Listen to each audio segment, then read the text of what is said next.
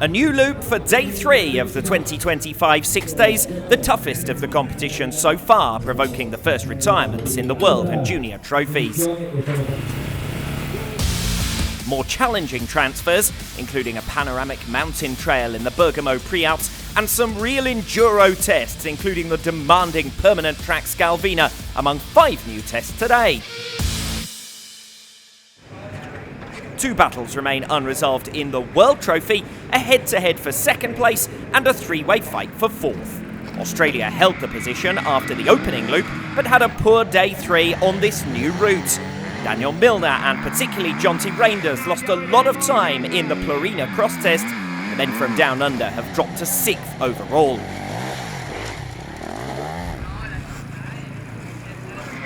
Little movement in the race for 2nd place. France, 4th fastest today, but only 7 seconds slower than their closest rival, Sweden.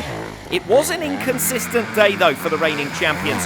Hugo Blanjou, the perfect example. He was 3rd in the opening test, only to then get into trouble in the 2nd test and finish 32nd fastest.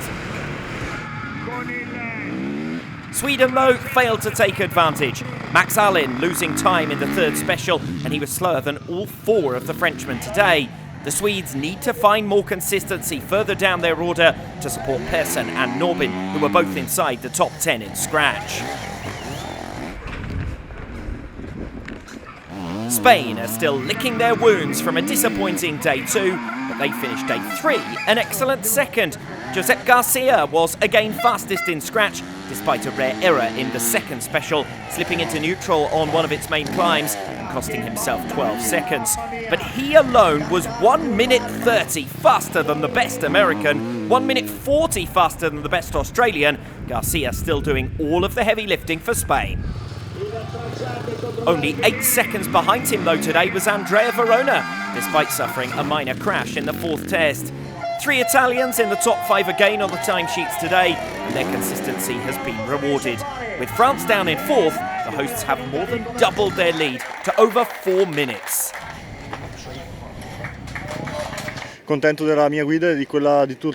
I'm happy with my day and for the team, because we've opened the gap to France.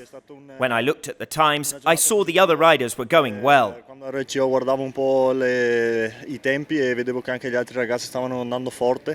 Italy post their biggest advantage of the week, with over 2 minutes over their nearest rivals, but just 9 seconds from positions 2 to 4 on day 3, so very little movement in the podium places. Sweden have outpaced France on each of the last 2 days since moving up the starting order, but they still have 37 seconds of a 1 minute 45 day 1 deficit to recover. The Junior Trophy has been the closest class all week, but barring incident, it has now become a 3-horse race. The USA, after a resurgence in 3rd position yesterday, were only 6th today and now sit 5.5 minutes behind the podium places. It was a tough day for Matteo Oliveira, who hit problems in the 2nd special, losing almost a minute there, and he struggled to get back into a rhythm for the rest of the day. Kyron Bacon's exploits yesterday brought Australia back into the fight for victory, but today it was Angus Reardon who took centre stage for the Joeys, finishing a creditable 17th despite a 4th special that cost him around 20 seconds. Crash for Manuel Verzaroli in the opening special cost him and Italy around 45 seconds. They rallied back and picked off Australia in the last special to open their advantage by another 7 seconds. That incident, though, paved the way for France to make up almost a minute over the Italians and bring themselves back into the mix, halving the gap as it stood after a disappointing day 2.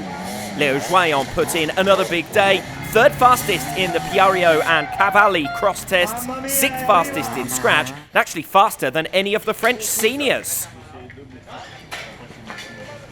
3 days and 3 different teams fastest on each, but Italy have survived their first hiccup and still have a 44-second lead to show for it. With France only just over a minute back from the leaders, there are 3 nations still very much in contention for the junior title. Only 21 seconds separate the USA and Spain, meanwhile, in a separate battle for 4th.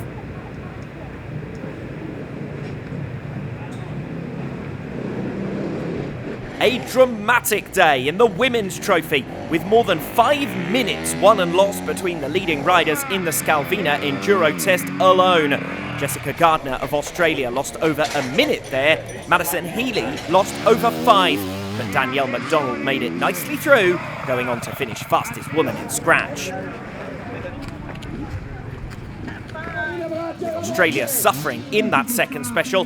France have strengthened their grip on second place. Justine Martel successfully negotiated her own issues with mechanical problems she successfully resolved to complete the day, and again as the fastest French woman.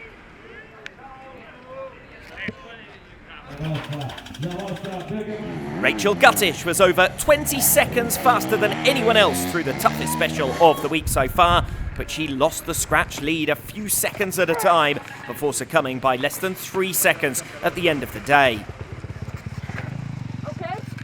Corey Steed lost 2 minutes 20 to her teammate in that test alone. But with Australia losing much more, the Americans have negotiated what was a big risk to their lead more than successfully. The USA were again almost 4 minutes faster than their nearest rivals France, over 6 minutes faster than Australia, and the gaps between the top three have only increased on day 3. That's bad news for the Australian women, who were less than a minute down on France, but now find themselves over 3.5 minutes behind in the battle for second. 2 World Trophy teams and a junior team lost riders today, and 5 of today's specials are repeated tomorrow, with the last 2 new tests to be added to the route as we head into the second half of the week.